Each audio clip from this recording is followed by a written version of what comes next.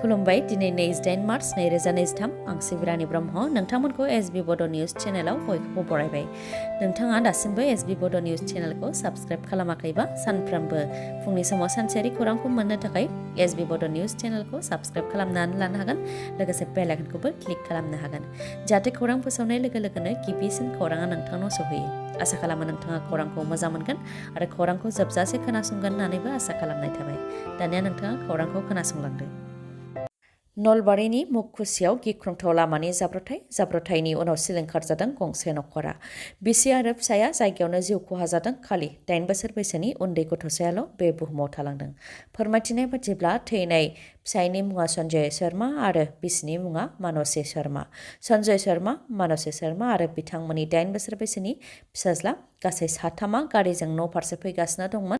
बिहाव बिखुनजोनाव आलासि जाहैनानै हरनि 1 रिंगासो समाव न' फारसे फैगासिनो दंमोन। बेयावनो लामानि फांसे दंफाङाव गोख्रोङै सौग्रावदों जायजों गारि सिङावनो जिउ गोमादों बिसि आरो फिसायनिया। खालि जिउ रैखा मोननो हादों बिथांमोननि 8 बोसोर बैसोनि फिसाज्लायाल'। लामायाव थानाय दंफाङाव गोख्रोङै सौग्रावनायाव गोबां सोदोब जानायलाय खाथि खालानि सुबुंफोरा जाथायथिलियाव नुजाथिफैदों। उनाव गारि सिंनिफ्राय थैनाय बिसि आरो फिसायनि गोथै देहाखौ गारिखौ हाख'नानै दिहुनदों आरो जिउ रैखा मोननाय बिथांमोननि फिसाखौ फाहामथायनि थाखाय देहा फाहामसालियाव दैथायहरदों। जाब्रथाय जानायजों बिमा आरो बिफाखौ खोमानांनाय उन्दै गथ'साजों लोगोसे बे बुहुमाव बिथांनि 80 बोसोर बैसोनि बिबैयाल' दंसै। फोरमायथिनाय बादिब्ला बिबैयाबो बेरामाव गोग्लैबाय। फिसाज्ला आरो बिहामजोखौ खोमानानै लादोंब्लाबो गोसोखौ गोरा खालामनानै देहा फाहामसालियाव फिसौज्लाखौ लोगो हमनो फैदों बिबैया। खौरांनि बायदिब्ला गारि सालायफुबाय थानाय समाव उन्दुनो ओंखारनायनि थाखायनो बे जाब्रथाया जानो मोन्दों। BTCनि EM डक्टर नीलद सोरगियारिनि नुजाथिनायाव UPPL दोलोआव हाबनाय लाइमोनफोरनि सावगारिखौ समाज बिजोङाव नुनाय जादोंमोन। नाथाय बेनि उनाव लाइमोनफोरा खौरांगिरि मेल खुंनानै खेंफोरथि होदों। लाइमोनफोरा फोरमायथिदों दि सा 17 BPFनिया UPPLआव हाबफैदों होननानै मोनसे खौरां बिजोङाव जि खौरां फोसावदोंमोन बेयो नंखाय। जों फरायफुबाय थानाय फरायसासो, रावबो UPPL, BPF एबा गुबुन दोलोनि नङा होननानै फोरमायथिदों लाइमोनफोरा आरो दोलोआव हाबनो होननानै थाङाखैमोन। EM डक्टर नीलद सोरगियारिखौ मोजां मोननानैसो आरो गामिनि क्लाबनि सोमोन्दै सावरायनो थाखायसो EM डक्टर नीलद सोरगियारिखौ लोगो हमदोंमोन। बेखौ लानानैनो UPPLआव हाबदों होननानै नंखाय खौरां फोसावदों होननानै फोरमायथिदों लाइमोनफोरा। जाहाथे बेखौ लानानै UPPL आरो BPFनिया बेले बेजे साना बेनि थाखायबो बुंथियो फरायसाफोरा। बारदै सिख्लानि सिमब्रे सिमब्रा बारनायजों आसामनि गंसे नोगोरा सिलिंखार जादों। डिब्रुगड़आव जादों बे जाथाया। सिमब्रे सिमब्रा बारनाय बारा फारसेनिफ्राय सिलिंखार खालामदों डिब्रुगड़आव थानाय आसाम मेडिकेल कलेजनि लामायाव। गेदेर गेदेर दंफांफोरा गुबुनानै लामायाव गोग्लैसिनदों, खारबाय थानाय गारि सायाव गोग्लैसिनदों। बेनि अनगायैबो मोब्लिब खुन्थियायाबो गुबुनानै लामायाव गोग्लैसिनदों आरो गारि सायावबो गोग्लैसिनदों, जेराव मोनसे सिलिंखार थासारि जानायखौ नुनो मोननाय जादों। मैयानि सानाव बारनाय गिख्रंथाव बारहुंखाया आसाम मेडिकेल कलेजनि लांगोनायाव सिलिंखार खालामनायनि अनगायैबो गुबुन गुबुन जायगायावबो सिलिंखार खालामलांदों। गिख्रंथाव बारा न'नि थिंफोरखौ बुखारनानै लांदों आरो गिख्रंथाव बार बारनायजों न' बां बिफां लाइफांफोरा गुबुनायजों लोगोसे मोब्लिब खुन्थियाफोराबो गुबुनायनि थाखाय डिब्रुगड़ नोगोराव खोमसिनि महर लादों, जायजों सुबुंफोरनि जिउ खुंनायाव गोहोम गोग्लैदों।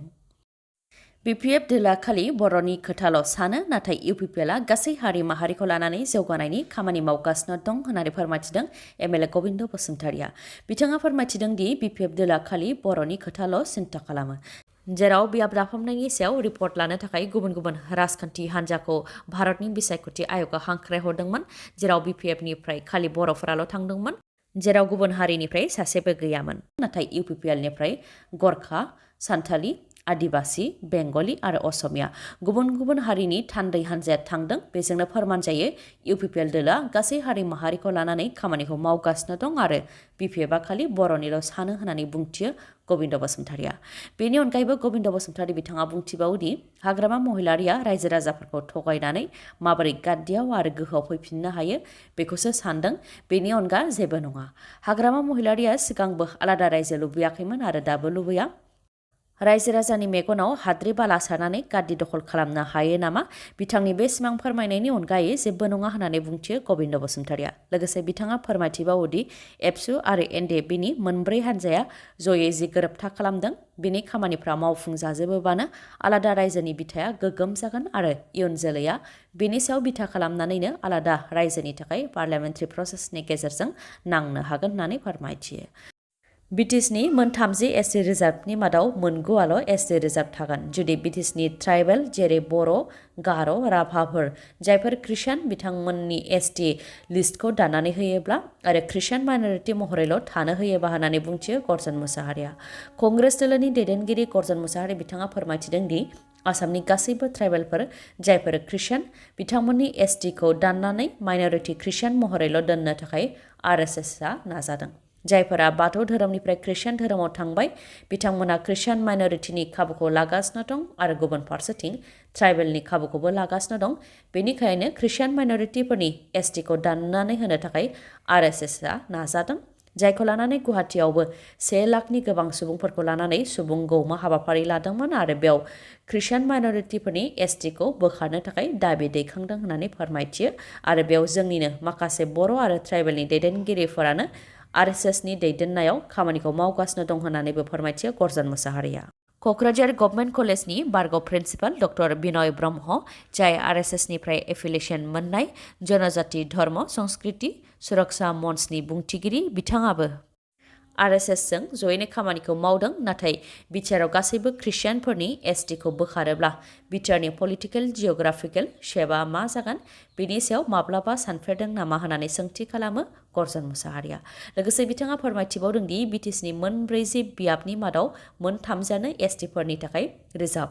नाथाय जुदि BTCनि गासै ख्रिस्टियानफोरनि STखौ बोखारोब्ला BTCआव STफोरनि खथाया मोन 9ल' रिजार्भ थागोन। आद्राया अपेन अदेबानि उदां आरो ट्राइबेल नङैफोरनि थाखाय थिखानाय खथा जागोन। अब्ला BTCआ सोरनि जागोन होननानै बुंथियो बिथाङा। बेनिखायनो जोंनि ट्राइबेलफोरा जाहाथे ज' जायो बेनि थाखाय खावलायो गर्जन मुसाहारिया आरो RSSआ जि डिजाइन खालामदों एबा सानदों बेनिफ्राय गोजान जानांगौ नङाबा बर'फ्रा खैफोद जागोन। लोगोसे बर'फोरनि खौसेथिया थेर बेथेर जागोन। बर' ख्रिस्टान आरो बर'नि ख्रिस्टान नङैफोरा गुबुन गुबुन जागोन होननानै बुंथियो गर्जन मुसाहारिया। बिटिआरआव गामि सोनायनि हेंथायै सोमावसारदों अबर' सुरक्षा समितिया। सनितपुरनि चारिदुवार ओनसोलनि गं 84 रेभिनिउ आरो हाग्रा ओनसोलखौ बिटिआरआव सोनो थाखाय जि क्लेम लिस्ट होदों बेयाव गोरोन्थि होदों होननानै अजद होदों अबर' सुरक्षा समितिनिफ्राय। अबर' बांसिन थानाय गामिखौ बर' थानाय गामि दिन्थिनानै मिरु सोरखार आरो रायजो सोरखारनिसिम क्लेम लिस्ट होदों होननानै अजद होदों अबर' सुरक्षा समितिया। लोगोसे फोरमायथिबावदों दि गुबुन गुबुन हारि माहारिफोरा गोजोनै दंमोन दा राजखान्थि मोनथाय हानि मोनथाय आरो रांखान्थि मोनथायनिफ्राय गोजानाव थानो नांसिगोन। बेनिखायनो बिथांमोना जि क्लेम लिस्ट जमा होदों बेनि हेंथायै भटार पेटार्न आरो पपुलेसन पेटार्ननि सायाव बिथा खालामनानै माखासे फोरमान होदों होननानैबो फोरमायथियो अबर' सुरक्षा समितिया। लोगोसे फोरमायथिबावदों दि नुपुरा आरो सथाय बेफोराव 100% अबर' दं होननानैबो दाबि खालामो बिथांमोनहा आरो बेफोर गामिखौबो बिटिआरआव सोनो थाखायबो क्लेम लिस्ट होदों होननानैबो अजद होयो अबर' सुरक्षा समितिनिफ्राय। MP बिबाननिफ्राय बोख्लायनायनि उनाव सोरखारि न'खौ लांदां खालामनानै होनो बिथोन हरदों राहुल गान्धीखौ। लकसभा सेक्रेटारियेटनिफ्राय नटिस हरदों। नटिसनि गेजेरजों 23 एप्रिल 2023 सिमनि गेजेरावनो सोरखारि न'खौ एंगारनानै होनो थाखाय बिथोन हरदों राहुल गान्धीखौ। तुगलकलेण्डआव थानाय 12 नं बांलायाव MP राहुल गान्धीया 22 एप्रिलसिमल' थानो मोनसिगोन। बेनि उनावनो सोरखारि न'खौ एंगारनानै होनांसिगोन। मदि टाइटेलखौ लानानै राहुल गान्धीया बिबुंथि होदोंमोन बेनि थाखायनो खैफोदाव गोग्लैनो गोनां जादों राहुल गान्धीया। गासैबो सिखावफोरनि मुङानो माबोरै मदि जायो होननानै बिबुंथियाव बुंथिदोंमोन राहुल गान्धीया। बेनि उनावनो BJPनि दैदेनगिरि पुर्नेश मदिया सुरातनि जिल्ला कर्टआव राहुल गान्धीनि हेंथायै मानहानि केस होदोंमोन। बे केसनि सायाव बिथा खालामनानैनो गुजरातनि सुरातनि जिल्ला कर्टआ 2 बोसोर जोबथेसालियाव थानायनि साजा फोसावदों राहुल गान्धीखौ। बेनि उनावनो राहुल गान्धीनि MP बिबानखौबो बोख्लायनाय जादों आरो दा बिथांनि सोरखारि न'खौबो लांदां खालामनानै होनो थाखाय लकसभा सेक्रेटारियेटनिफ्राय नटिस हरदों। कर्नाटकआव बारग' गिबि मन्थ्रि BS येडियुराप्पानि न'आव रोजा रोजा सुबुंफोरा गाग्लोबदों। सिकारिपुरा टाउनाव थानाय बारग' चिफ मिनिस्टार BS येडियुराप्पानि न'आव अन्थाइ आरो इथा बायदि बायदि लानानै गाग्लोबदों। सुबुंफोरनि अन्थाइ खुबैनायजों बारग' चिफ मिनिस्टारनि न'नि खोरखिफोरा बायदों आरो मोनसे गुदुं थासारि सोमजिदों। थासारिखौ गुसु खालामनो थाखाय पुलिसफोराबो लावथि सिबनो गोनां जादों आरो थासारिखौ सामलायनो थाखाय सेक्सन 144बो होनो गोनां जादों। रिपर्टनि बायदिब्ला कर्नाटकनि केबिनेटआव SCफोरनि रिजार्भेशनखौ लानानै गोदान थांखि लानाय जादोंमोन। SC खथानि सिङावनो सोलाय सोल' खालामनाय जादोंमोन आरो बाहागो राननाय जादोंमोन। जेराव एससिनि रिजार्भेशनखौ 15 जौखोन्दोनिफ्राय बांहोनानै 17 जौखोन्दो खालामनाय जादोंमोन नाथाय 17 जौखोन्दोनि मादावनो माखासे हारिनि थाखाय खम रिजार्भेशन खालामनानै होनाय जादोंमोन जायनि थाखाय बिथांमोनहानो रागा जोंनानै कर्नाटकनि बारग' गिबि मन्थ्रि बिएस येदियुराप्पानि न' आरो अफिसाव अन्थाइ इथा बायदि बायदि खुबैनानै गाग्लोबदों। खौरां फोजोबजासे नायनायनि थाखाय गोजोन्थों। नोंथाङा जुदि खौरांखौ मोजां मोनदोंबा अन्नानै लाइक, कमेन्ट आरो शेयार खालामनो दाबाव। गोजोन्थों।